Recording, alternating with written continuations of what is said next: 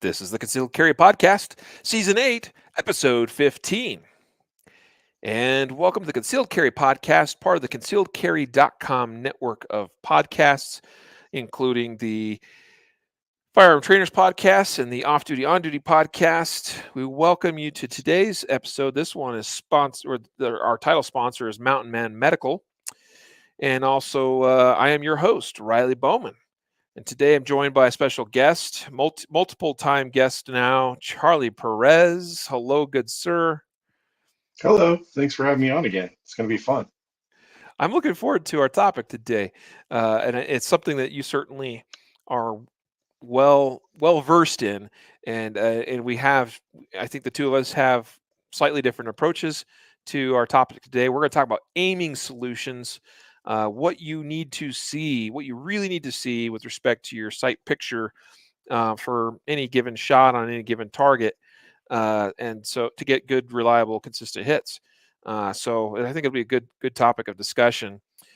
Today's episode sponsors, by the way, are KSG Armory holsters as well as Range Tech shot timers, and we'll do a little more on the sponsor spots here later in the episode. So without further ado, Charlie, let's launch into our topic. Heck So, yeah, let's do it. and it was actually your idea, and you said, "Hey man, let's do a podcast," and I want to talk about this concept. So, I wanna throw it your way first to begin with, as far as what made you want to come on the Concealed Carry podcast and talk about aiming solutions. Yeah, so I think it's an interesting topic because there's a bunch of different approaches that are successful, and everybody is at a different place in their shooting adventure, in their age, their sight acuity, their focal speed, what they're paying attention to at any given time. And I think it's important to have a general discussion around what do you need to see to shoot at an aggressive pace and call your shots, right? And calling your shots can be summed up as where are the bullets going, right? To be able to know where your hit's going to be after they leave the barrel, and go down range. So I think it's important that we take some time to have, and I wanted to have this discussion with you, Riley, because you and I have kind of like opposite approaches to this that are both successful. So it's not like mine's better than yours better than mine. It's just two different ways to achieve the same goal. And I think that is actually really cool because it kind of proves that you can have, way different ways of doing stuff to achieve success, right? So I think that we should start the discussion of our own iron sights because that seems to be the biggest enigma for a lot of people. What am I looking at? What do I need to see? How much refinement do I need to see in sights? Am I target focused? Am I sight focused? Am I somewhere in between? When do I start looking for the sights? All that kind of good stuff. So, Yeah. uh, want to get Before we going with get that. too far into that, let's just for our listeners and viewers that may not be familiar with you. I mean, you've been on the podcast a couple of times now, but quick little intro, and I'll do that for you. And if I miss anything, feel free to get me set straight. But Charlie, you've been competitively shooting, which is more your focus now for what, probably about 12, 13, maybe 14 years now, maybe even going Yeah, on this is 15, my huh? this is going to be my 15th year in competition shooting. I was gonna Yeah, say you started in about 2008, right? yeah, Yeah, yeah. So, and you during that time you've spent, and you're mostly focused on USPSA competitive shooting, yep. United States Practical Shooting Association. That's my sport as well, and that's where I devote my time now as my focus as well.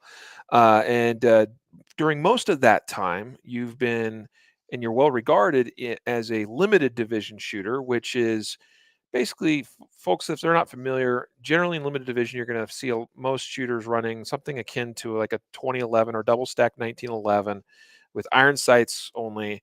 And you can have a magwell and, basically full capacity magazines and that kind of thing. And most guys are shooting, 40 Smith & Wesson for the chosen caliber.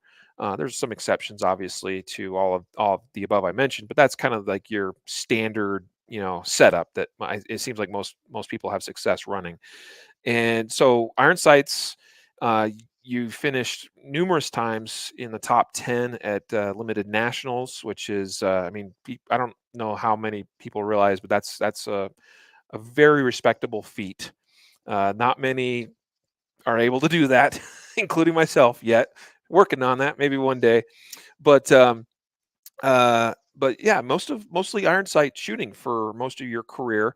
You've done some open division, which is the race gun category. I guess a lot of people consider limited guns kind of a race gun as well, but open guns truly are, race guns, Formula One style, of USPSA shooting, uh, which is all the stops come out, and you can run pretty much anything that you want for the most part, but that usually means an optic on a gun.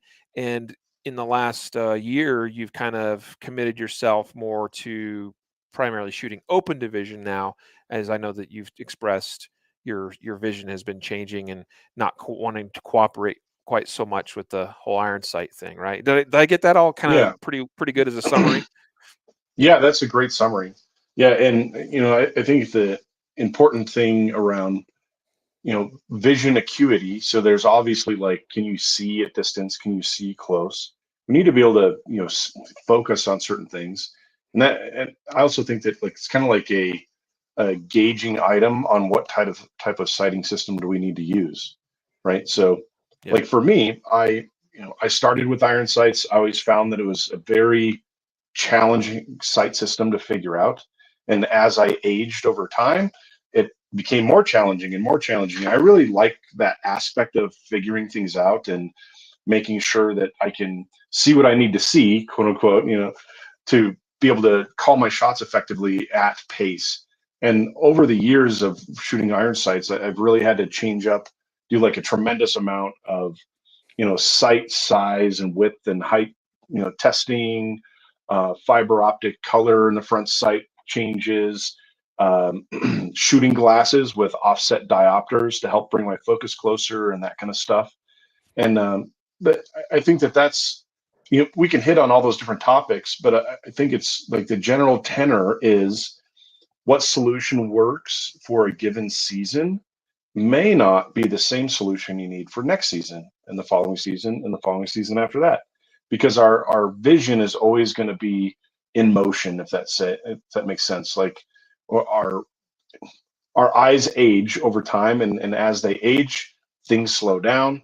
And for me, like the big, the litmus test of are my iron sight days over is my focal speed from far to close or close to far.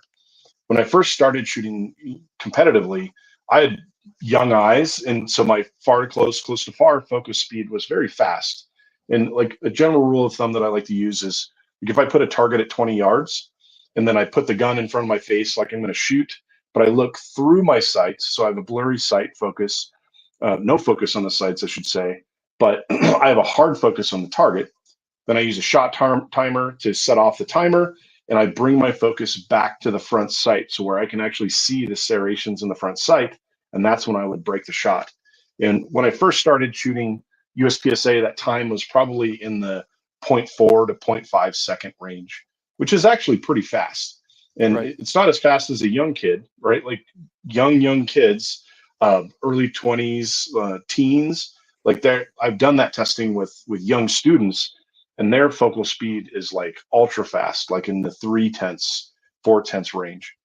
But over time, like I always kind of had that as a marker of like, let me measure how long it takes me to change focus from far to close. And like over time, I noticed, oh man, this is taking longer, taking longer, taking longer. And it got to the point like this last year was the last year I shot iron sights. And without using my corrective shooting glasses, I would do that same test, and it was almost 2 seconds to Mm, switch that focus. And wow. at the pace that we do things in competition shooting, you can do a lot of stuff in 2 seconds. Firing multiple shots, transitioning between targets, and that kind of stuff. And what it really translates to is if I would allow my focus to dig into the wrong thing, I would end up being forced to shoot from a circumvented sighting scenario, meaning sight picture scenario. Like I've always been biased towards having a more sight focus versus a target focus. And I want to really state that clearly, that I'm not saying a front sight focus. I'm saying having a sight focus, because there's very few shots in the action shooting sports where you need a hard front sight focus where you see the serrations in the front sight, that kind of stuff. That's more of, I would say, like a bullseye type of shooting sport type of scenario, or your group shooting, unlimited time, that kind of stuff, right? So what Okay. about you, Riley? So what is your Yeah. preferred sighting system on iron sights, as far as Yeah. where you're looking and that kind of stuff? Yeah. Like you, I spent most of my life being more biased towards the sights in terms of my vision, my focus, perhaps my accommodation, right? Which I guess, in case folks aren't familiar, when you use words like focus, and we will probably throw the word focus out a fair amount because I don't know, it just is the way we speak, I suppose, and people generally understand what you mean when you say focus. But we do have to recognize that focus could be attributed to um, what you're actually looking at, like where your eyes are converged.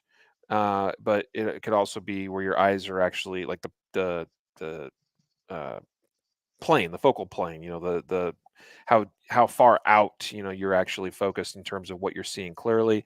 The I guess, optometrist approved terms would be more along the lines of there's your visual convergence or your optical convergence where your eyes are converging, which is the thing you're actually looking at, and then the accommodation where your focal plane. That little tiny muscles in your eyeballs, change the shape of your eye, your lens to kind of make all that work and come into play. So like you, most of my life spent where I would was biased more towards a site accommodation, seeing the target less clearly. But when I started shooting red dots more, which it was a transition over time. I think it was 27, like I think halfway or partway through the shooting season in 2017, back when I was still doing three gun, I put a red dot on one of my competition pistols for the first time, and so I started doing that, and that was a surprisingly straightforward transition for me to go to the dot, and and then more and more, I became to where I was almost exclusively shooting guns, both on my defensive guns as well as my competition guns. Were all I converted over to red dots essentially. And so then this last year, I occasionally I would, shoot iron sighted guns here and there. I still own some, obviously. I've actually acquired a few this last year that are, that just have irons on them. But and then like sometimes teaching classes, I'd have a student that'd be like, "Hey, can you check something out with my gun?" And they'd just be running irons. And so there'd be these, a couple of rounds here and there, maybe a couple of magazines worth that I'd shoot periodically with irons. But basically, I was exclusively red dots for several years. So last year, when I decided I was going to go and shoot and compete at production nationals, I wouldn't have considered doing that except that it was supposed to be held here in Colorado and then later was moved. Um, but I decided to stick with the plan and still go and compete. And now I realized I'm like, you know what, that was pretty fun, and I did pretty well as well. So like, let's keep doing that thing. And it is a good challenge. Especially it's a good challenge for me having shot the red dot for so long. Now trying to come back and run irons again. So I explained that history because I explained how I was brought up, how I was taught, how I was trained initially was with more of a focus and accommodation on the sites, but then going to red dots where you're get encouraged, and in fact, it's preferable to be target focused. And doing that for 5-6 years now, pretty exclusively. When I transitioned to trying to compete in production division, which is an iron sight only division last year, um, I was a little unsure how that would go, but it surprisingly went better than I expected.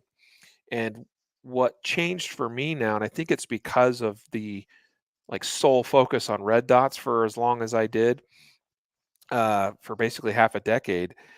When I went back to using irons in a serious format, I found that I really had a hard time actually focusing or seeing. Well, I see the sights, that's for sure, but I kind of thought, Charlie, I'll be honest, at nationals there were some shots that were really difficult shots, really tight shots. I mean, we were shooting together with PCC division as well, and everyone knows that that's more of a usually a distance biased division. And I thought there were going to be stages where I remember looking at targets. I'm like, that's one where I might want to. I'm going to want to take a little bit more time on that target. But I kind of thought that I would pull my vision back more to the sights, and I didn't. And it was a funny thing because I remember during certain stages where I had one of those types of shots, and I would be like, and you don't want to be really consciously thinking on the clock, but there would be that kind of this thing in the back of my mind where I'm like, shouldn't I be like trying to see more of that, sight and in the front sight and the rear notch? And it I mean, I was aware of the sights, but I was definitely hard target focused for all like 429 shots or whatever that national championship was in terms of shot count. And that really surprised me in a big way. And I realized I'm like, this is very doable. The biggest lessons I learned with respect to that were I did pretty well on shots as far as like elevation calls. Like that was surprisingly actually probably a little bit more successful than I sometimes am with shot calls with a dot. But where I struggled the most was where shots were really tight, as far as like like a tuxedo target, for instance, where you have a narrow width of a target zone. That one I realized I needed to be a little more patient on and see a little bit more in that front rear sight relationship, so as not to end up with errant shots to the left or to the right. So that's kind of been my journey, and it's been really interesting. And so, like you said, I mean, you have more of a bias towards a focus on sights when you're shooting irons. I have definitely now a way more of a bias towards like a true target focus when I'm shooting irons. So that's kind of where we have now come together, a combining of the minds here to discuss how this can work and how shooters can be successful with either approach. Absolutely. So I think that, like, one of the things I try to do in my classes is to kind of explain to my students what I need to see, as far as see what you need to see is, like, what is a successful sight focus. And the easiest way that I can really describe it is if we have, like, a lot of people think of sights, and I'm using my fingers here, so they're about, I don't know, 8 inches apart, right? So I have the rear sight, it's and behind the front sight, and people think of the sighting system at these two different planes a lot, and that's where they get this thought process of, oh, are you front sight focused or are you rear sight focused? But I think that when a lot of people are shooting at speed and they have kind of this softer sight focus, they're almost on the same plane, right? So Yeah, you have this I agree scenario with that. where there's really not a perceivable depth between a front sight or a rear sight. You kind of see them both not in a optimal, like, sharp image. But I've found for myself, in order to call my shots and understand where's the gun registered on the target properly, I need to see the front, the front top corners of the front sight, right? So if I can see the corners of the front sight, that is enough of a sight focus for me to call my shots effectively. So, I'm saying that in a manner that, in order for me to do that, I have to use a fiber in the front sight that is not overwhelming to the point where it's either physically too big, like the bulb of it has been melted too big, or the color of it is so bright that it overwhelms seeing those top corners.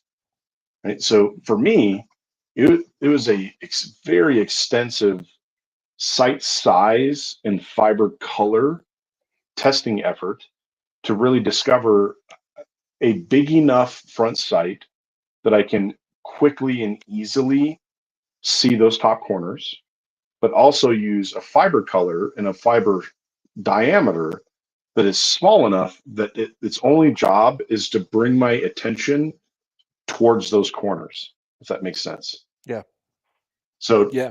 for me, that's what I need to effectively call my shots at speed, meaning the sight's alignment is always swimming around.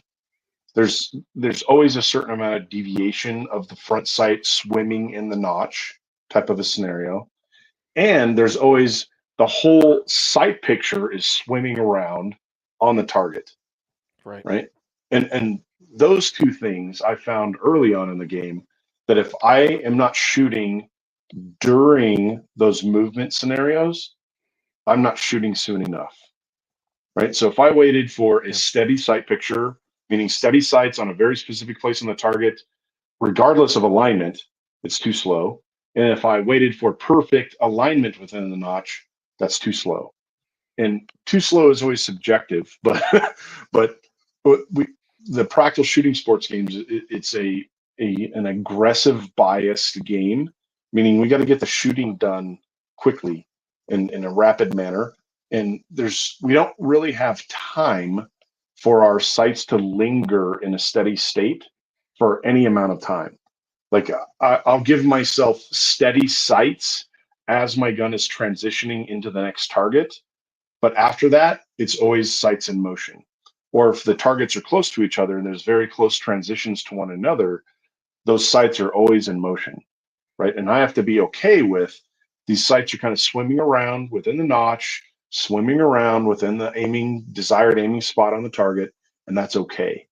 And that's what I need in order to shoot at the proper aggressive pace, yield the minimum amount of points I need on target, quality of hits wise, and also, have an aggressive pace of getting the stuff done and not over aiming when I don't need to. Mm. So that's my optimal iron sight, desire when I'm shooting iron sights is to see those top corners and they shouldn't be steady, if that makes sense. Hmm. Yeah. Yeah, it does make sense. I've got a question or two I'm going to follow that up with for you. But first, a quick little break for for our first episode sponsor today, which is KSG Armory Holsters. Folks, those of you that have been following us for a while, you're probably familiar somewhat with KSG Armory. You've probably seen some of our stuff, some of our product. KSG is, of course, the company that we acquired last year, as Jacob and I and the team here had been considering for some time, starting actually a holster company from scratch.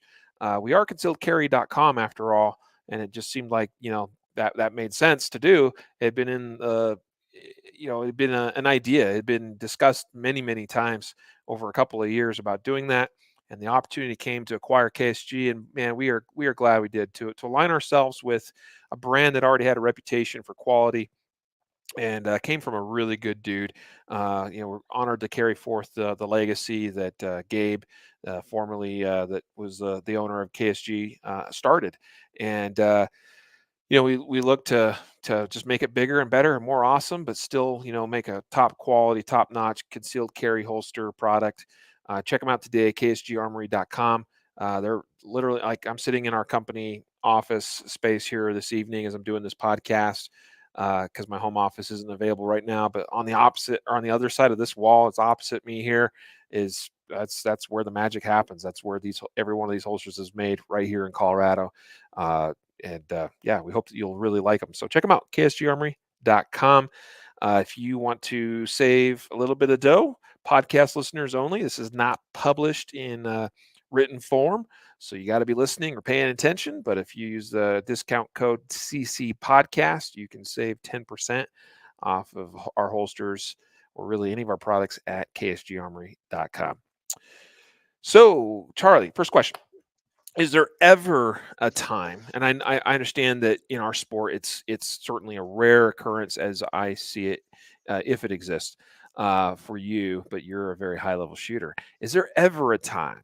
Is there ever a shot, like a super tight partial with high risk, like tight no shoot partial type scenario where you do end up feeling like you need to get your sights more or less, settled as far as like almost like equal height, equal light type stuff. Just curious. So the answer of that is yes, but it's actually the byproduct of the trigger control time, Hmm. if that makes sense. So like Yeah. if we're Yeah. shooting at very difficult shots, we need a different trigger mechanism, right? A different process. Usually it's like a prep squeeze type of trigger pull. And that it takes longer to do a prep squeeze type of trigger pull than it does a rowing or a slapping of the trigger, right? And to put it in numbers, if we're shooting aggressively with a rowing of the finger or a slap, we're probably shooting like zero 0.2, 0.115, you know, that's type the speed that we're shooting at. If we're doing a prep squeeze, like a fast prep squeeze is like a 25, right? And they're Yep. usually like a 30 or a 35. And if you have a 30 or a 35, the whole gun is going to have time to settle, Hmm. if that makes sense. And from that perspective, my index, meaning anytime the gun is pointing at a target between my face and a target, the index is good enough that I rarely have to steer my sights to aligned, Right. right? So just having the gun pointed at a target in front of my face, if I have time for everything to settle and stop being in motion, they're going to be like 90% aligned or better, if that makes sense. Yep. So hope, hopefully that's like a way of answering your question, but Yeah. it's really uh, I think it's more a byproduct. Yes, there's more time to see a more clear, refined, steady sight picture, but it's all the byproduct of the trigger pull. Man, I love this because our approaches with respect to, especially the use of irons, is a bit different. And the way you just described this last piece is also basically reversed of how I think of it. And I have literally used the word byproduct to describe that my trigger control is a byproduct of what I need, what I'm doing with, as far as like what I'm trying to see in the sights. Mm-hmm. And so that's so cool, man, because What? like we kind of come at some of this stuff from like this side and this side. In the end, it's all kind of the same. It's more or less how you think of it or how you want to articulate it. But yeah, I've described it as that trigger control is a byproduct of you. And actually, it's a bit of a borrowing of a phrase that Brian Enos said in his book, where he says trigger control is born of a desire to hit the target. And I translate that into trigger control is a byproduct of your desire to see a certain thing you need to see to hit that target. And so, anyway, Absolutely. I You love know, I love for that. like ultimately, like at the pace that we need to shoot at in the shooting sports is there's no time for conscious decisions. Yep. So what we need to do is we need to give our subconscious enough opportunities of valid, good enough sight pictures, meaning the sights are aligned good enough, the gun is settled good enough on this part of the aiming spot on the target that it's going to yield the hit that I want. And once we give our subconscious enough at bats of that sight picture, that like I don't even think about a trigger pull when I'm shooting a stage. Yep. My subconscious is doing whatever trigger pull is needed for that given target. And it's really that given sight picture. The sights look this way at this given target, and my subconscious says, "Oh, I need this type of trigger pull at this pace, this Yeah. pressure, this mechanic." Right. So from Yep. that perspective, Bingo. the sight picture is the byproduct of the trigger pull. Right. Yeah.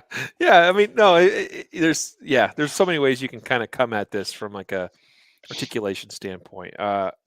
Either way, that is the way you just described that is spot on. The goal is to get to where that process happens subconsciously, and that's obviously going to. I mean, it takes some time, it takes some practice, that's for sure.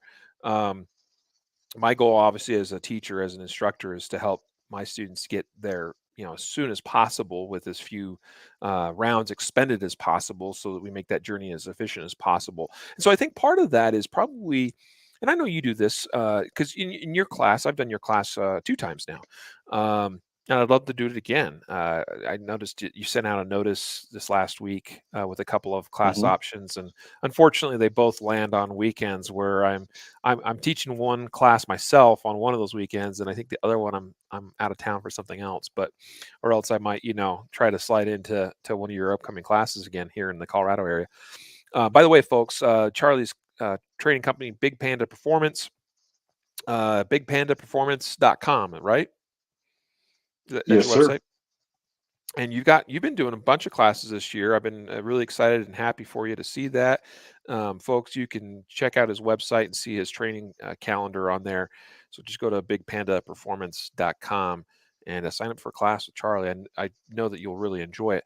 But one of the exercises you do in that class, which is basically a throttle control exercise, and there's other instructors that do similar things, and I do something similar in my class as well, because I mean throttle control is a really important skill to have, and it's an example of the sort of thing we're talking about, where when you have a far target, and you have targets of equal size, and you got one that's far and you got one that's close and you got one at kind of an intermediate distance.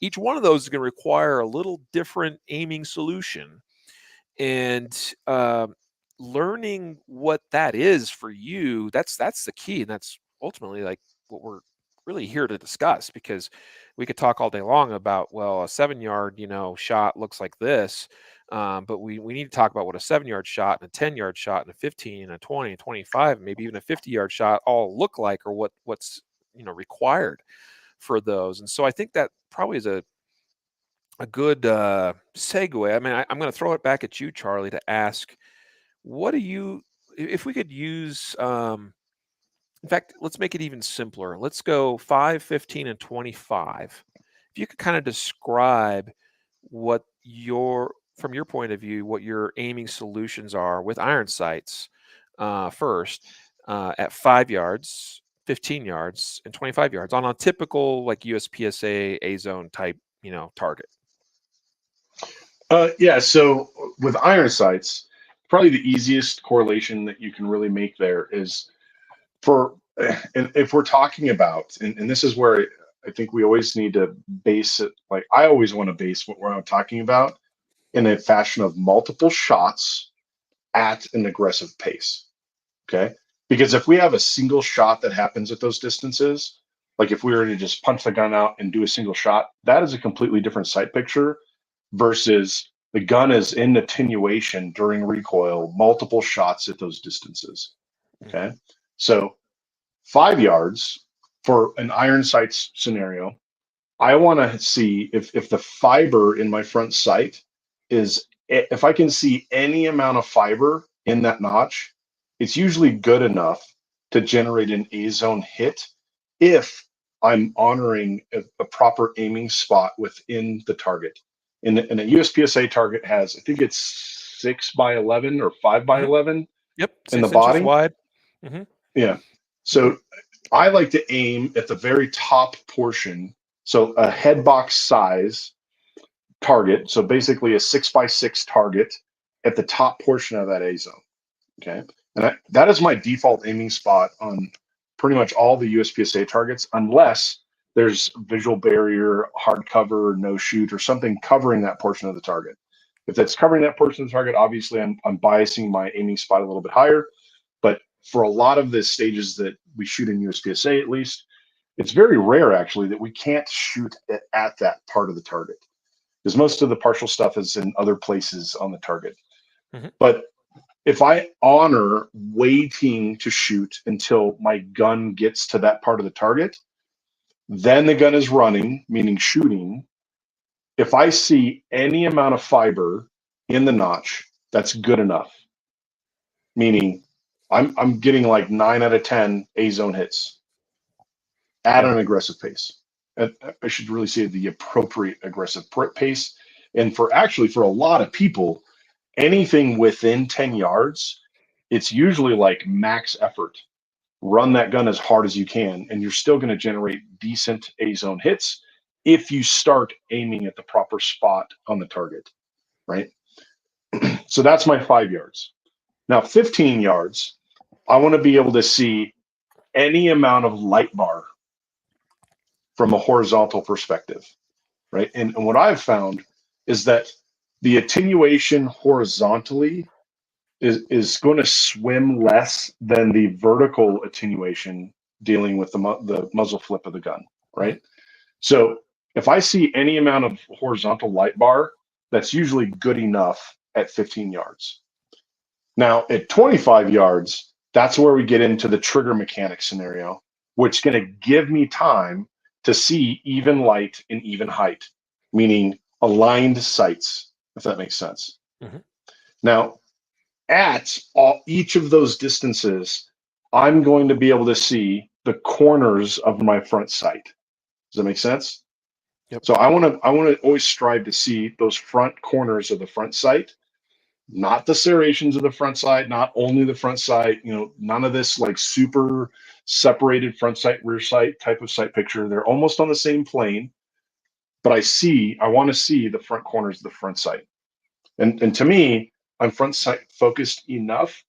And even with that level of sight focus, I can discern the perforations past 15, if that makes sense, on the target, right? And I think a lot of people don't realize that once they start picking aiming spots on the targets, their aiming tools are the perforations, right? So they're actually their eyes, their vision, what they're seeing in the sight picture. For a lot of people, if like I'm using my hands across my chest here, the C zone diagonal perf line is the most rudimentary aiming solution that we should be using as far as registering the gun on the target in the proper place. I also like to use that same terminology as I want to see those top corners of the A zone perforations to make sure that, hey, am I registering the gun in that headshot size portion of the A zone properly, right? And amazingly enough, if you shoot enough USPSA matches, even when the targets are pretty beat up and lots of shots on them, lots of tape, you can still see those corners, right? So I'm intentionally picking aiming solutions or verification solutions on these targets that are going to be pretty consistent from one target to the next. Yeah. I'm tracking. I've got some thoughts, but let's did you get all the way through? Yeah, you were talking about 25 and where that's where for you the trigger mechanics become more of a factor. So yeah. Actually, we have a question here from Malik on Facebook. He's asking, I think this is just more for clarification to make sure he's understanding or following what you were explaining. To be clear, you stated to aim for or at the top portion of the center mass, and he puts in parentheses A zone, top portion of A zone. Correct. So the upper, are you kind of more focused towards the upper third, would you say? Yeah. So like if my chest is the A zone, right, or I'm the target, I'm aiming at this top portion of the target, right? It's kind of about the same portion of the target, like if you were actually shooting IDPA, kind of about where that IDPA circle would be, right? So on that IDPA circle in the same place is the top moon portion of that down zero zone, right? Yeah. So when I shoot at IDPA targets, that's what I'm striving to aim at. And the reason why I like to aim at that upper, like instead of just doing center of mass, like our normal behavior in both recoil management mechanics as well as trigger press mechanics, if we start to screw something up as far as the gun's still attenuating while we fire the next shot, it's usually going to be in the downstroke of the attenuation when that shot goes off. Or if we mash the trigger, the gun is going to go down. The front sights is going to go down comparative to the rear sight because we're putting downward pressure into the gun, and our hit is going to be downward biased. So the further up I am biased on the A zone, my aiming spot is, I have a little bit of insurance that if I do mash the trigger or the gun is attenuating down when the shot breaks and the hit's a little bit low, it's still in the A zone. Yeah. Whereas if I was aiming at the center of the A zone, I have a chance of getting a hit in the Charlie zone just below the A zone. Yeah. I I would say that that's basically about my same approach, and for a lot of the same reason that it's rare that I mean, I'm not saying it doesn't happen, it's just that it's less common that errant shots are high for me than they are low, you know. It's I mean, super rare for people. not, not considering anything left or right, but just when we're talking about, like, we're talking about an A zone that's already biased in a vertical fashion. So which part of that's most forgiving for me as a shooter?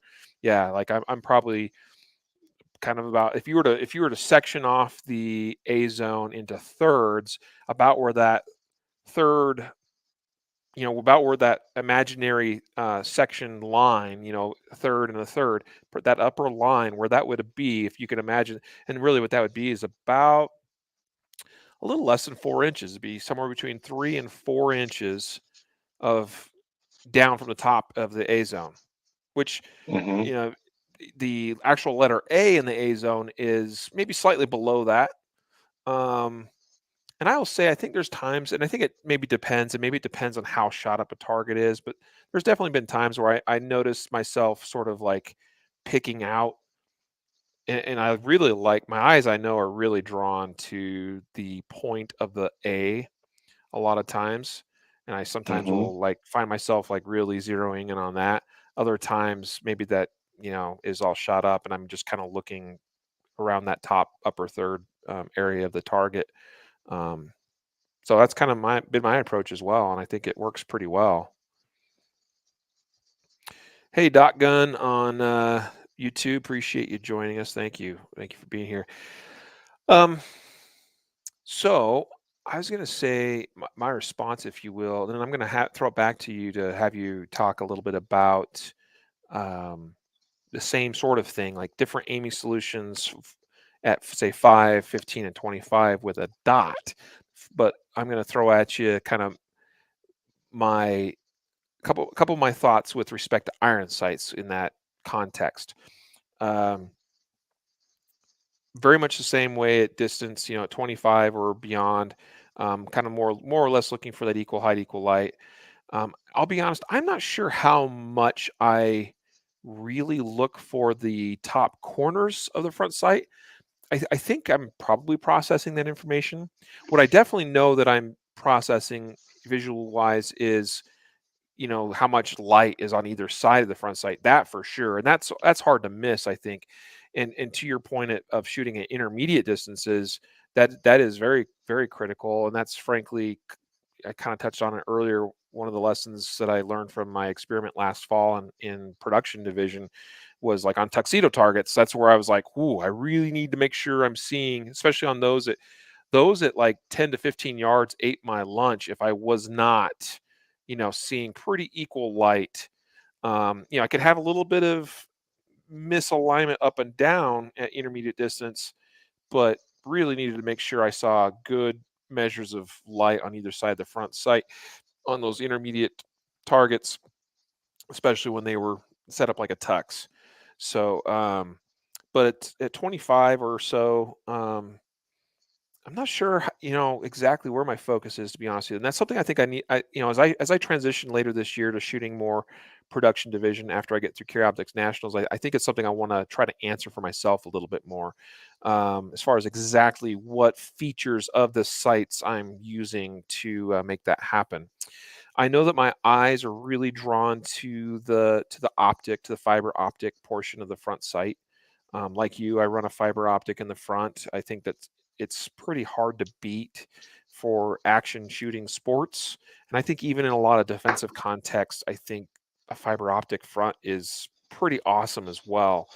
Um, but I wondered about how much was, too much as far as the fiber optic. I do think that I like a fairly small fiber optic. I'm big enough that I can see it, but I don't want this huge, bulb or anything out there. I definitely am, with you on that. But I don't know that the brightness is a factor for me or not, and that's something I also want to experiment with a little bit more. I did experiment a little bit, even at nationals, like on day 2. Yeah, day 2, I was shooting AM schedule, if I recall correctly, and it was, it was towards the end of the morning, and the sun was like right here, and it's beaming down on that fiber optic. Um, I remember I kind of colored in the fiber a little bit on the top just to kind of play around with that a little bit, and I think it was okay. I'm just not sure if it was a huge factor or not. So something I plan to experiment with a little bit more. I think I tend to treat the the sights kind of like a red dot, or an optic, in that I think of my rear sight, the notch, as sort of being like a window or an aperture that I'm just sort of looking through. And then which is not all that different from, the opening of my optic window, and then I'm just trying to look for that fiber optic somewhere in there. And I think that's how I process most of my shots with irons is, hey, look through this window, and then when we see the dot in there, meaning my fiber optic front sight, okay, send it, bang bang. um, I think that's how I'm processing it. I agree with you when you're talking about it. Sort of, you don't really perceive these different planes of front to rear sight so much. And that's definitely true when I'm shooting target focused, because this is kind of blurry and this is kind of blurry, and it's just all the same, really. So it's really just kind of blurry window thing. But again, that's not all that different from the window of an optic, because this is all just kind of blurry visual noise as well. It's just that's just depicting where the limitations of my optic are. Well, that's kind of like what a rear sight is that this is where my focus is at. Is I'm looking through this region, and this is ultimately what matters the most. So I just kind of look for that to be somewhere in there. And when I perceive it's in there, I send it. Now, again, that's true on those more intermediate shots at distance. I gotta let it settle a little bit more. Absolutely. And so one thing that I actually experimented with, and I hate to admit this, I probably tested and used and thrown away more sights than I could have used to just buy another gun. But when I was exploring the whole target focus solution, I Mm. actually had the best of luck when I was using fiber in the front and rear sight. Oh, Right. interesting. So Ooh, I I hate had I two hate fiber fibers in dots the in the rear. back Mm, and I had a fiber in the front. But what I mm, did is I actually made, so a normal size fiber in a front sight is a 40 thousandths. hmm. I made some 20 thousandths in the back. Oh, So interesting. 20 thousandths in the back, and it really translated to just holes, 20 thousandths holes, Mm, in front of a 40 thousandths fiber. But that, from a sight picture perspective, and what you're observing, all three of those dots are about the same size. And I hmm. found that Yeah. calling alignment with that three dot setup, when all the dots were the same size, became much easier when I had a target focus. So that Yeah. that might be something you want to experiment with. Yeah. No, so I mean, I'm definitely open to experimenting more. No doubt about that. Uh, but having shot previously a lot of three dot style sight arrangements, granted, I maybe not was doing that so much with a target focus in mind, but I, I've I thought I'd arrived at a place, and I've definitely talked about this before, where I'm not a huge fan of really anything in that rear sight that to me just ends up being more visual noise. And Hmm. if it takes away any of the contrast, like for me, contrast is huge between front and rear. Uh, I notice for me trying to run at speed, it's all about like I'm trying to pick up where front sight is in relation to that notch.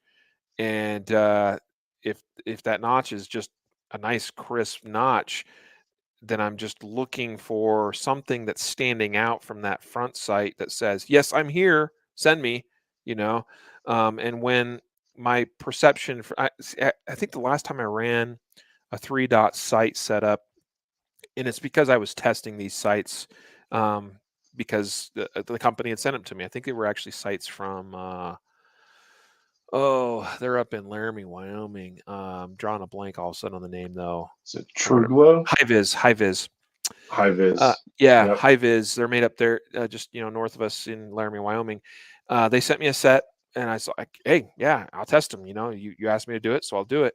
And I ran those in a Dave Spalding class, and I won't say I hated them. I mean, they're quality sights. There's no doubt about that. The sights are great sights, but I did not like having the dots, in the rear sight at all. And so I would end up, I'd keep the front sight on those, no problem. They were, that was great. I thought the front sight was great, but I'd end up switching the rear to just a plain, black rear sight or whatever. I think is what I would do. I never did end up changing the sights on that gun. That's like around that same time I was already transitioning away from carrying and shooting Glocks. And so that was on my Glock 17, and it's still sitting in the safe with that same set of sights. And I can run them fine. It's just not my preference. It's not, yeah. So that's good. Same type of question. Let's say a 5-yard target, 10 or 15-yard target, 25-yard target with an optic. What do you need to see? And what are So you looking for? yeah, so honestly, the optic makes everything much easier from a perspective of where our focus is, right? So Yeah. our focus should always be on the target. So really, when I'm shooting a dot, I'm really looking for very precise places to focus on the target, right? And that same aiming solution kind of is happening for the further away the targets get, the more I want to see the perfs on the target, if that Mm, makes sense. yeah. Where on the closer targets, like on a 5-yard target, if I were to not even turn on my dot and just use the hood of the sight, I could generate A zone hits over and over and over and over and over and over and over, which tells me how much of a red dot do I really need to see at that distance? Not a lot. If my focus is on the proper place on the target, my biomechanics is going to get the gun to where I need it to be, and I can use the rough, silhouette of the hood of the gun to get me shooting sooner, right? So for really close targets, shooting a dot, that's what I'm really looking for. I'm actually using the hood as a notch, if that makes sense. And Yeah. it's like an iron circle, right, or square, and that's if it's aligned enough on the registration of the target, then it's good, right? So at those different distances, really what I see in the red dot is the pace of shooting is going to be different at all those distances, right? Meaning the closer the target, the more aggressive the pace is, the further the target, the more reserved the pace is, which translates to attenuation noise of the dot within the glass, right? So I'm going to allow pretty noisy dot in the glass, meaning streak up and down and all over the place. If it's anywhere in the A zone, streaking around and going crazy, it's good enough. Let's get it going, right? Yep. At 15, that streak needs to be a little bit more reined in. You can still get away with a pretty decent amount of streak. If that streak is still in the A zone, the chances of you getting the A zone hit is pretty high.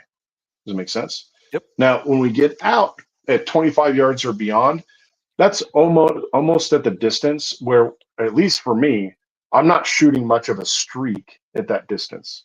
It's usually, once again, we're back into the time of the trigger mechanic. I have to do a trigger mechanic that eliminates as much trigger mash as possible, which allows the dot to basically become a dot again. Yep. So it's a stationary dot on a piece of the target, hopefully on my aiming spot, and I'm working on the trigger mechanic to make a clean shot break. So it's basically, for me, 25 yards, solid dot, right? 15 yards is a minimal streak, and 5 yards is hood or any amount of streak. Yeah. I think that we're very similarly aligned with that approach. Absolutely. Um, yeah, like you said, and this is the way I try to explain it to folks. When I'm shooting up close targets, 5, 7, sometimes even approaching 10 yards, maybe not quite 10, but definitely 5 and 7 a lot of times too. Um, you know, people know that I in the past have generally done I kind of had a thing at one time for shooting a lot of bill drills. Uh, Pretty proficient with shooting a bill drill.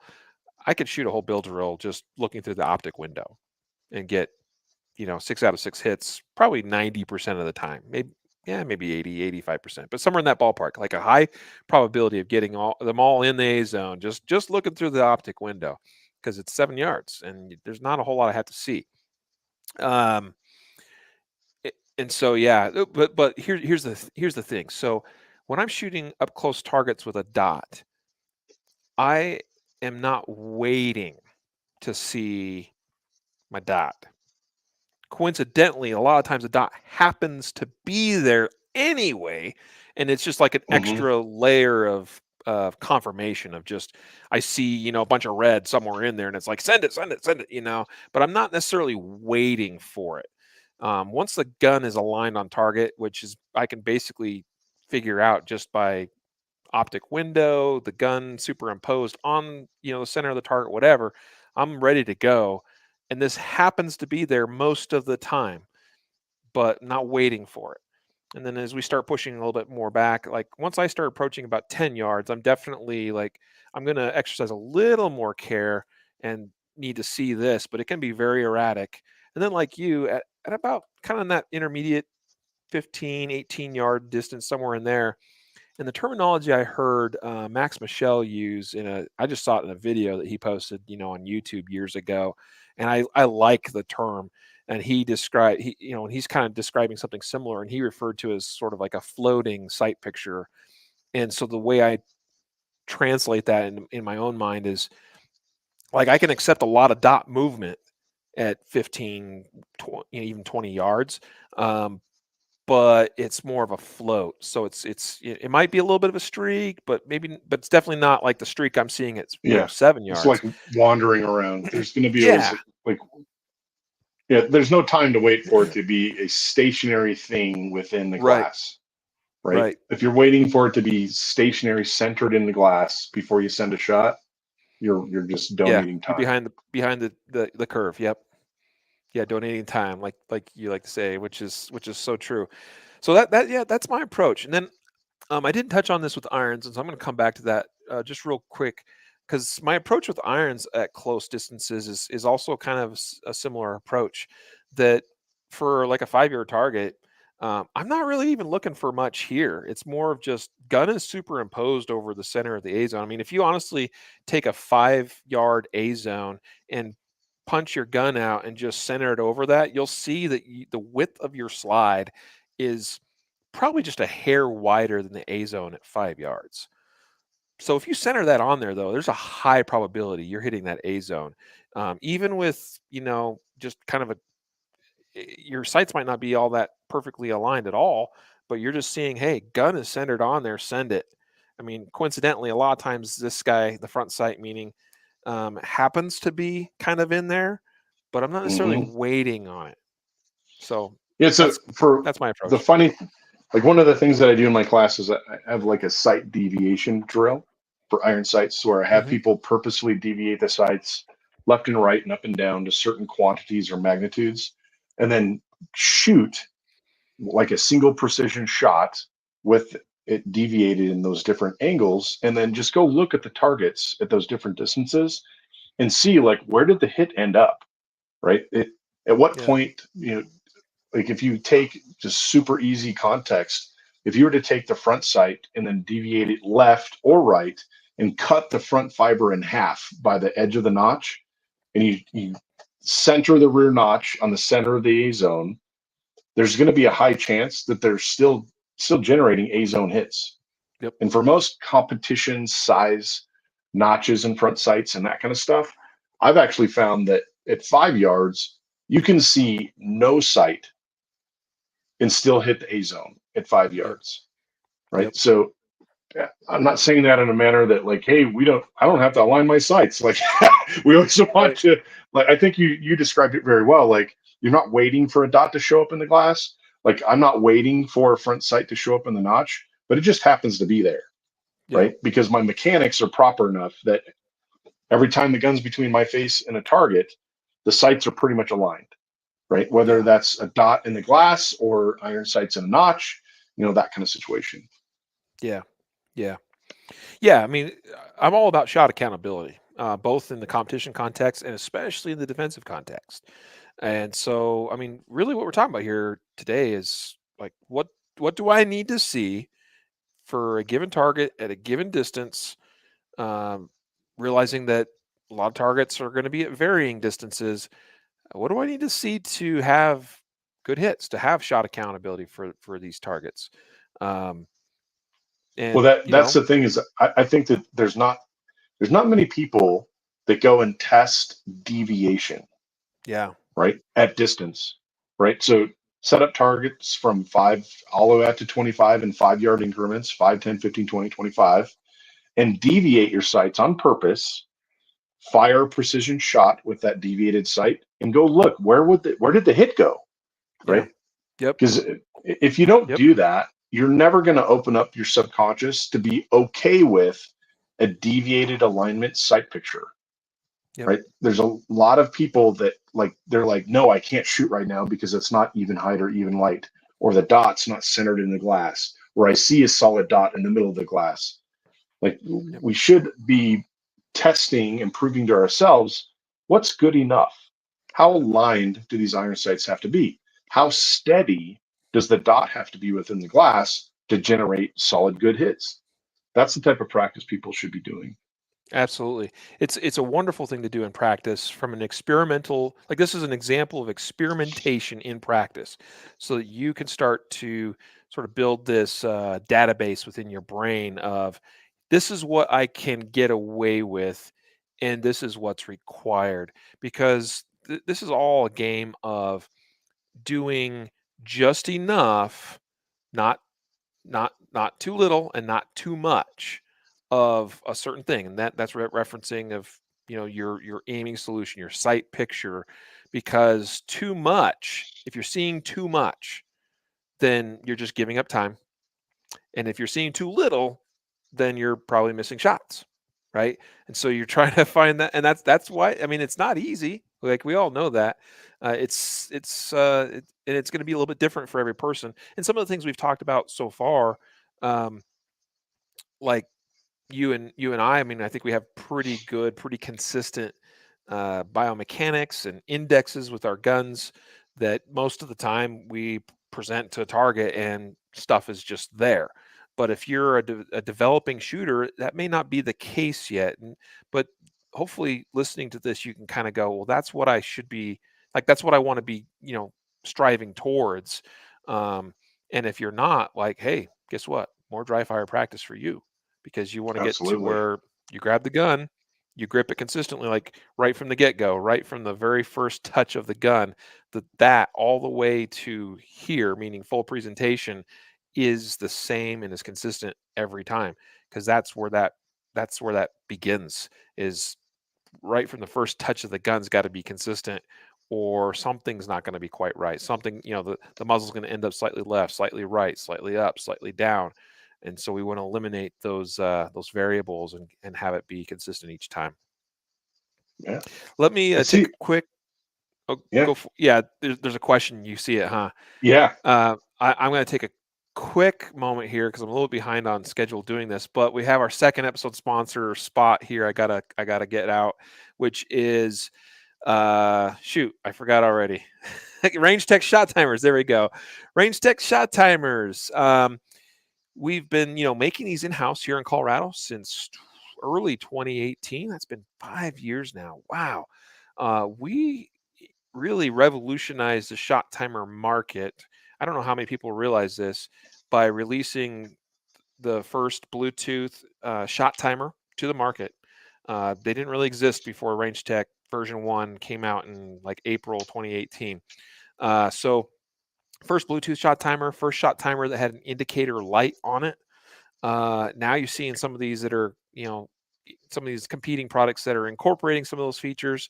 Actually, they're almost all going to Bluetooth now, and kind of proud of the fact that we were one of the first in doing that, and also with one of the most aggressively value priced products as well for shot timers.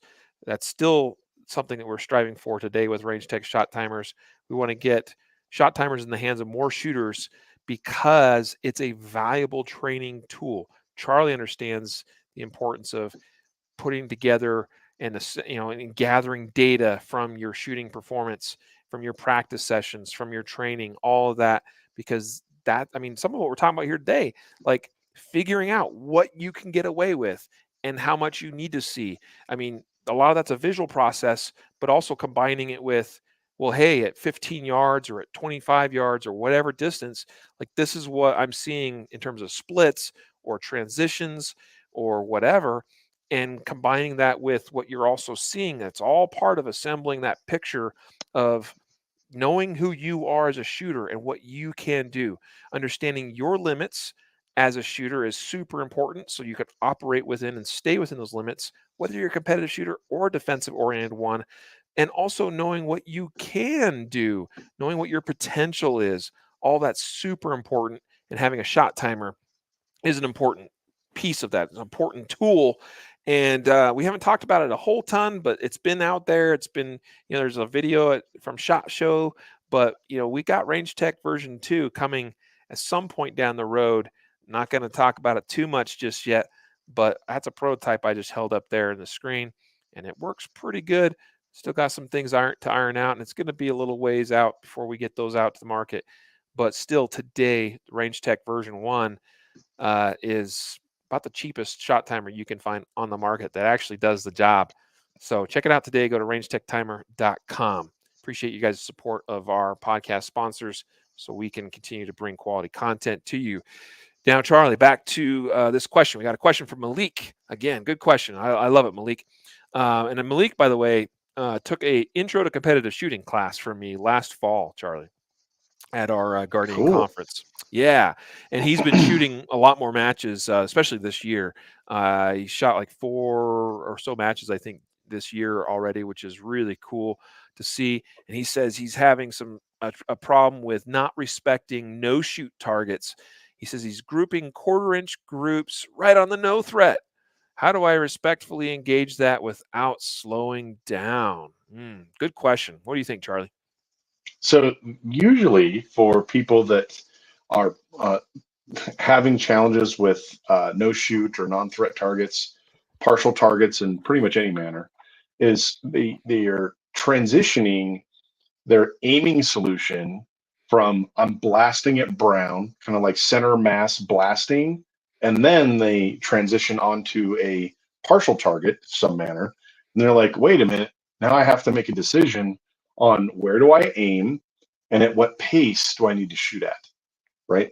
So this is where, for all of my students, I tell them this solution becomes very easy when you have a consistent aiming solution for all the targets. Like I was mentioning earlier, for me, I predominantly shoot USPSA that has that square A zone in the body, right? That long, tall A zone. So my default aiming spot on those targets is that upper portion of the body A zone. And the purpose of that is that, at least in USPSA matches, that part of the target is available to shoot at the vast majority of time, right? It also promotes the factor of if I'm shooting at a head size target all the time, then when I'm forced to shoot a head size target, it's no big deal because I've been doing that on every single target, right? So that's where if you hone your skills to shoot at a head size target within the body, then all of these partial targets really they melt away, right? And if you can aggressively shoot at a head size target in a full open target, unparceled up target, you're going to have that same confidence of being able to shoot at that same pace when the target is partialed. I love that answer. That's you ended up kind of going back and recovering something you already touched on, but with the emphasis on in a big way of why that's so beneficial, especially in the sport that Malik is just getting into along with us. Um, I'm going to answer a little bit, Malik, for you. I'm going to come at this from a little bit of the kind of more the mental side a little bit. In that, one thing that I've seen, and I've seen it with myself. In fact, I remember a match. I think it was your match, Charlie, the Mile High Showdown a couple years ago. And there was one stage, it's like stage 2 or stage 3, I remember.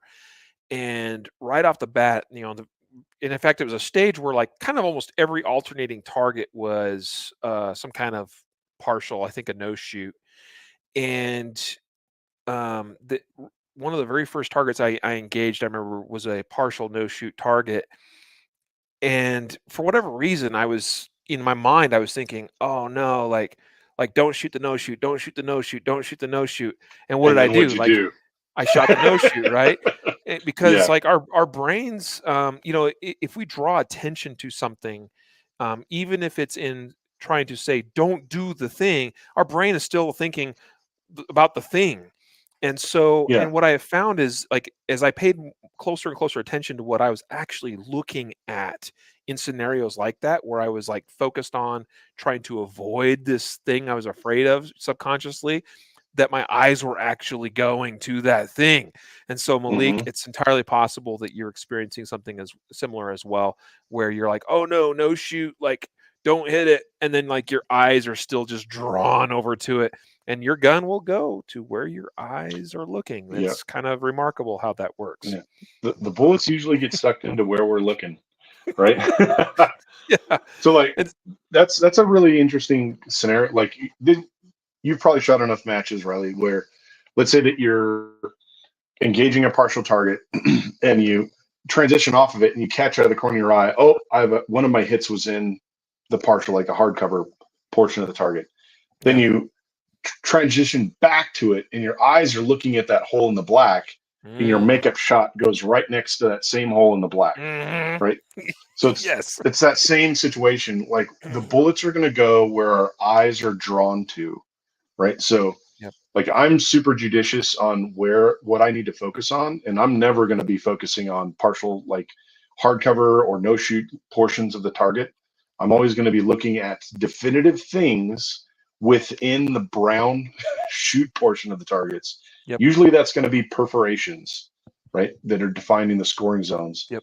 If the targets are too shot out, I'll pick specific pieces of tape or clumps of tape to be my focal point.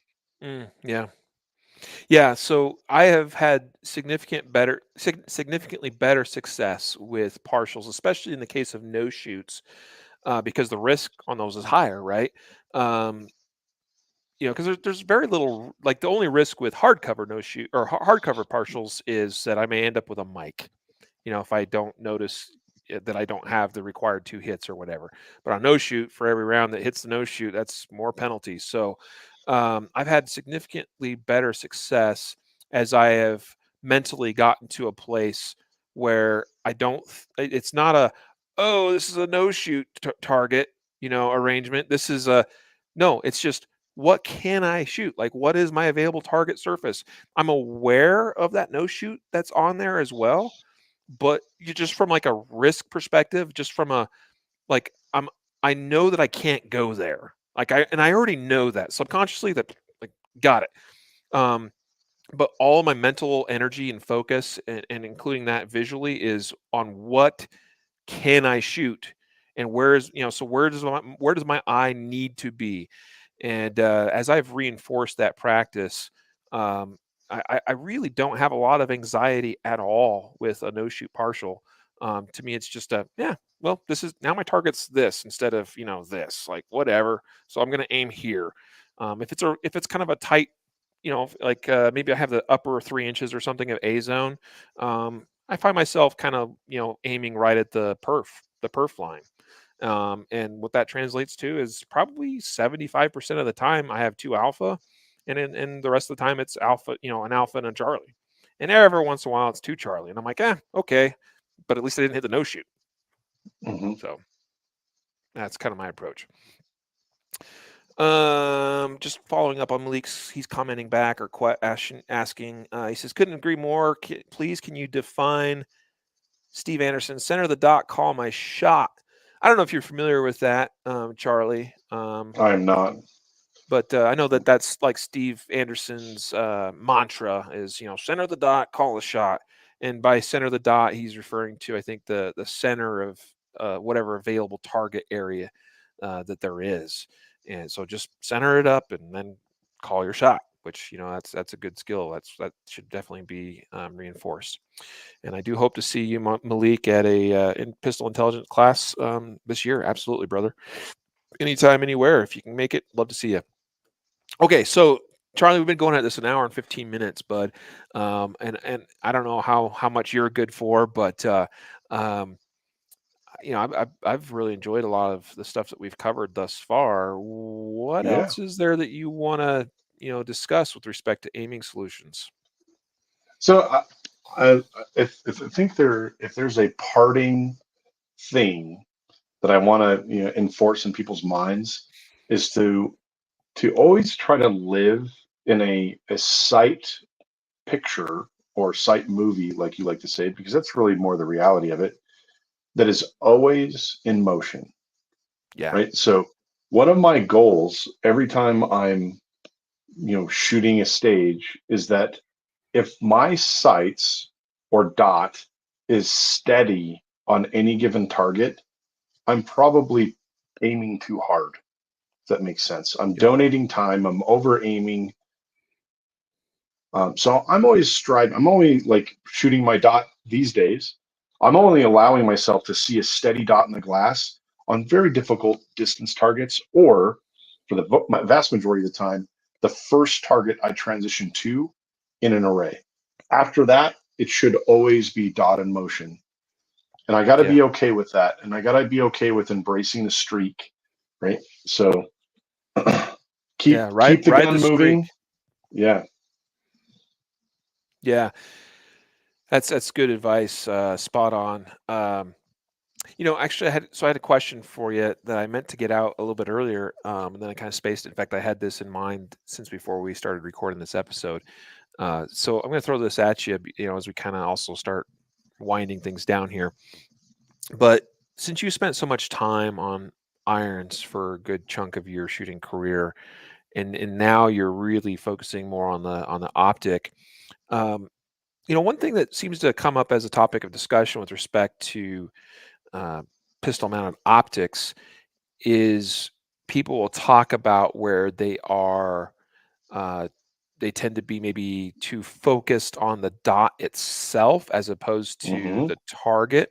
So I was just curious with your own transition, if that's something that you ever struggled with, or something that you were like, oh, hey, I got to be careful with this. But with you coming so much from iron sighted shooting, have you ever had any challenges with respect to getting dot focused? Absolutely. I mean, I think that all iron sight shooters kind of start shooting a dot as if it's a front sight, Hmm. right? They have, and to make it even harder, you have this omnipresent glowing dot in a glass telling you the whole story the whole time, right? Yeah. And so for me, if I have a red dot at the proper brightness, I should almost be able to see through the dot itself, right? So that is abnormal compared to most other people. They usually crank the dot up to max brightness. It's super flared out and it's this glowing sun in the middle of the glass. It's very, very difficult to have a maintain a hard target focus when there's such an omnipresent dot, if that makes sense. Like I've had the best of luck calling my shots and shooting aggressively, tracking the dot when it's at a dimness level that I can almost see through it. So I like to use the dot as a peripheral aiming device. And peripheral is probably the wrong word, but it's not a primary aiming device, right? I would almost consider the hood of the glass or the structure around the glass is the most rudimentary aiming device when you're shooting any kind of red dot setup, Mm. right? Because ultimately, we need some kind of aiming solution if that dot fails, and knowing what is this centering of the hood on the dot on the on the target at any given distance, what's good enough. So we need to test that just like we test variations of deviated iron sights, right? But for me, I've had better luck with bigger sized dots that are at a dimmer brightness level. And the way that I like to see it is if I can see a very crisp, sharp circle of a dot, I can call my shots when that dot is streaking in the glass way easier than a super bright flared out dot. Mm. Okay.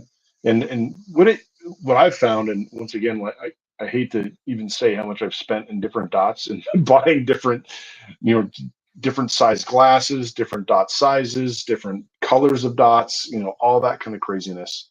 But I've found that over time, I'm veering away from the smaller MOA dots, going to bigger MOA dots, and also going to brands that have dot brightness levels that are graduated for the lighting conditions I'm mostly going to be shooting in, right? So for me, a USPSA shooter, the vast majority of matches are outdoors. So I need a daylight brightness level setting type of dot. Like there's a lot of dots on the market that are trying to be the Swiss Army knife, work with night sights, that kind of Night stuff, night or vision. night vision, Yep. and what you're really doing is you're giving away brightness graduation for these super dim settings you're never going to use, right? So, and the way I look at it is if I'm going to get a night vision setup, I'm going to get a night vision dot, right? Yep. I'm not going to try to make this Swiss Army dot that has giving away brightness levels at these super low levels that I'm never going to use in a competition scenario. I'm going to use a different brand that has added, they only have daylight brightness levels, so I can get that perfect brightness, or I should really say the perfect dimness Mm. for the given lighting conditions, where it is a very crisp circular dot and it's not flared out and I can almost see through it. If I get that level of brightness, it's game on. Like I have a very easy time calling my shots and running a gun at pace when the dot is streaking around the glass. Yeah, I'm with you on this wholeheartedly. I was already on the big dot train before I really knew you super well. Uh, as far as I'd kind of recognized that, hey, with a bigger dot, I didn't have to run it as bright and could still pick it up and see it as I needed to. And it was a lot more crisp. And it's like, oh, this is so much nicer than this like bloomed out or starbursty, thing. And so I've been loving big dots since the first one I tried. I ran like a 2.5 or 3 MOA dot for a good while. And then I remember getting my first 6 MOA dot and thinking, oh man, like it changed actually quite a bit for me in my perception of the use of a red dot. I've got one dot. It's actually a hollow sun. I don't even think they make it anymore, but apparently they've brought part of this reticle back with their new competition red dots. Where I've got one that's an 8 MOA circle. It's an actual circle instead of a whole 8 MOA dot, and that one is freaking awesome. Um, it's big. I can see it, but I can also see literally right through the middle of it, Mm-hmm. which is kind of a cool approach. Um, but I do have to give credit to you because you did change a little bit, not like in a huge, night and day type way, but like you influenced me for the better with kind of the nuance of dialing in where I needed the dot brightness to be at, and I was definitely biasing my dot brightness a little bit brighter than I know where you do, and that's been a good influence on me because I remember you talking about this in one of the classes that I took from you. And I was like, oh, I should experiment more with this and seeing what I can get away with dimness wise. How Mm-hmm. bright do I really need it to be to still pick it up and track it and see it and call shots and all of that the way I want to or the way I need to, and that's been a good move for me. Um, I I never run a dot now where it gets anywhere close to a starburst. I will say that the one thing that I do, it's a strategy decision with kind of like, the type of stage that I'm about to shoot. So on a stage that's pretty technical or maybe has um, a good mix of difficulty of shots, or it's a stage that has a lot of hard shots. Either way, if it's technical at all, then I'm running that dot more biased towards a dim setting. Mm-hmm. Um, and it keeps me a lot more disciplined in terms of how I'm running the gun and seeing the dot. But if it's a hoser stage where everything's kind of close and it just wide open targets and it's like go to town and blast away, then I will usually click it up a click or two, just depending on how bright it actually is outside, and I'll run it a little bit brighter on a hoser type stage, because there's not a lot of hard aiming required, and I'm looking Hmm. to get like super fast, super obvious, dot feedback on these, up close, fast targets. And so that's kind of my strategy, with respect to, that's part of my make ready routine is I already know ahead of time, like, okay, this is a technical stage. Like, I'm going to do my practice draw. I'm going to check the dot. Okay, let's click that down a little bit, and then another stage is a hoser stage. I'm like, whoa, let's bump that up. We can, I won't run it, to where it's starbursting, but maybe a slight bloom or something, just a slight, amount. But you've been a good influence on me in that. One thing I've noticed in my instruction is that, with respect to users of pistol mounted optics, most shooters I come across in my classes are running their dots way too bright. Hmm. This is very evidently known, and I pick up on it really quick, on like day one of my class and kind of in the beginning of class. We'll do kind of, more of a slow fire kind of sight confirmation type shooting stuff. Number one, I do that to start slow and warm up, and I'm also reading my students and like making sure I kind of have a sense of where they are skill wise, and if there's anybody I got to watch, kind of closely because of unfamiliarity with the gun or safety issues, that kind of thing.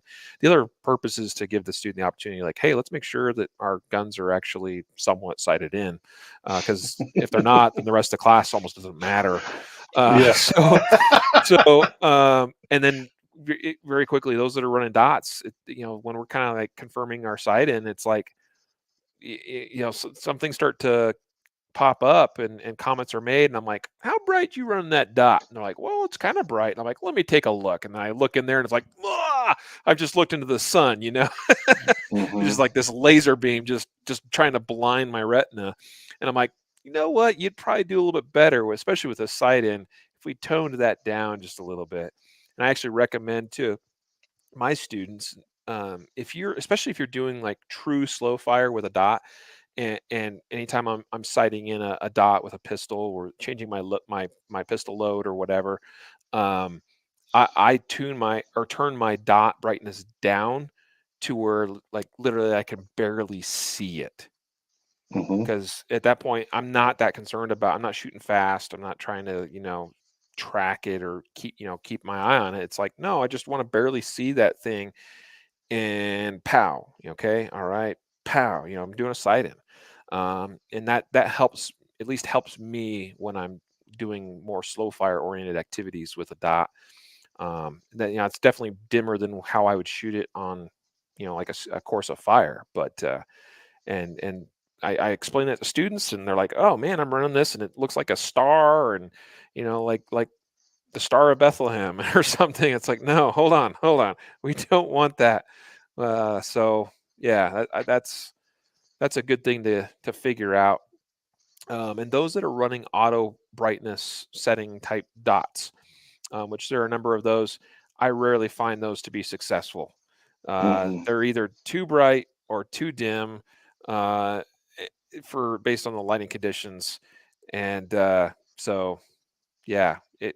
Thankfully, I think most of the dots that have auto brightness settings, most of them, not all, uh, You can are turn it off. yeah, allow you to turn that feature off, and then you take full control over that thing, which is what you should Yeah. do.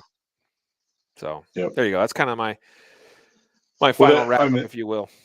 yeah, I mean, from an MOA size, like this can be talked to the nth degree, but like right now, I'm running a 10 MOA dot, and I still think that that is a little too small, right?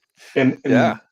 people are like, oh, the 10 MOA, that's got to be humongous. But if we put it in perspective, 10 MOA is just over 2 inches at 25 yards. Yep. That's still pretty tiny, right? That's still within a headshot at 50 yards, Yep. right? So the thing that I don't think a lot of people get is that when they have their 2 or 3 MOA dot cranked to the moon, as bright as the sun, that thing is bloomed out to be at least a 10, if not a 12 MOA blob in your glass, right? Blob, exactly. Right. So Yep. I would much rather have that same 10, 10, 12 MOA thing to use, but it to be a non-flared out, very crisp circle, Well right? defined. Yes. Yeah, that tells you a lot more about like uh, you get a lot better aiming solution type information when you can actually see what the physical limitations of your dot are relative to target, as opposed to this blob or flare or whatever. So yeah, Yeah. couldn't agree more. I'm pretty happy with the 6 MOA. I like that eight MOA ring thing that I have in my one hollow sun. I haven't had the opportunity to pick up a dot that actually had anything bigger than that. I'm sure I'd like it just fine as well. Um, and at the same time, I know some high skill shooters that also really like 2.5 to 3 MOA dots. And that's, hey, it's Hmm. great. We live in a time and a day and an age where we have all these options. And if that's what you decide you like okay, cool, like great, that's your right. I do tend to kind of get on a bit of a soapbox to talk about how I think big dots have some advantages, mostly because there's just not a lot of people that like. It seems to be the prevailing viewpoint that no, I need a small MOA dot for precision's sake. And to your point, I've used the same logic. I'm like, well, my 6 MOA is a 1.5 inch equivalent size at 25 yards. It's 3 inches at 50. I can't, That's well, tiny. I can barely. My best group ever at 50 yards was like 2.5 inches. So I can barely shoot within Hmm. that surface area that dot covers at 25 or 50 yards. Most people cannot. Most people Yeah. cannot. I can't shoot 3 MOA with a pistol. I'm just not at that level. And if you are, well, wow, good for you. Yeah. But that's the other thing to keep in mind is like, well, you can't even keep all your shots in that 3 MOA dot anyway. So I don't understand the precision argument with that, but that's just me. It's always the gun. It's always the gun that did it, right? Well, cool, man. This has been a great time with you this evening. I think we've covered a lot of good stuff with respect to sight pictures and aiming solutions and seeing what you need to see. I hope listeners and viewers have found some value in the topics we've discussed this evening on this special, rare, late night concealed carry podcast. Appreciate you making your time available to us, Charlie, to get together and do this. And of course, we'll have to, and I'm sure we will do it again at some point down the road. What do you want to say to as parting words and as a final wrap up here? Yeah, I want to say thank you very much for having me on again. I really appreciate you taking the time to us having a fun discussion around shooting. Hopefully, it's of value to your listeners. Hopefully, you get some a little bit out of their comfort zone to maybe expand their skill set and learn some new stuff. If you want to get a hold of me to do some training stuff, you can always go to my website, bigpandaperformance.com. Go there, have fun, be safe out there. Yeah. Yeah, good plug, man. BigPandaPerformance.com one more time and buy Charlie's book if you don't already have it and read it because he talks about a lot of the stuff that we've just talked about this evening in great detail, as well as a whole bunch of other wonderful topics as well in his fabulous book. You'll see it there on his website. Again, today's episode sponsors were KSG Armory. You can find that at ksgarmory.com, as well as Range Tech Shot Timers, which you can find at rangetechtimer.com. And a thank you to title sponsor Mountain Man Medical, which you can find at mountainmanmedical.com. And guys, thank you again for your support of this podcast, for your support of our sponsors. Without that support, we would not still be doing this 7 years plus into this, what started as an experiment with the Concealed Carry podcast. And so we appreciate your support. Appreciate you being here and listening and watching. And if you have any questions or suggestions or topic ideas or anything at all, reach out to us. The podcast hotline email is podcast@concealedcarry.com. That comes to me, Jacob, and Matthew, our three main hosts, simultaneously. We monitor that, and we try to make sure we respond to everything that comes into the podcast email. So until next time, everybody. Goodbye, Charlie. Thank you so much, and best of luck to you. I know you're shooting Rocky Mountain 300 this weekend, so hope that goes well for you. Yeah, Yeah. it'll be fun. And I've got Carry Optics Nationals coming up in like 3 weeks. And actually next week, holy smokes, I'll be in Texas to teach a class.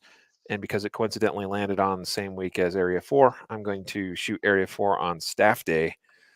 So it'll be fun as well. Sweet. So until next time, best of luck to you. Best of luck to all of you. And until we meet again, a reminder to train right, train often, and train safe so you can fight hard, fight fast, and fight true. Take care.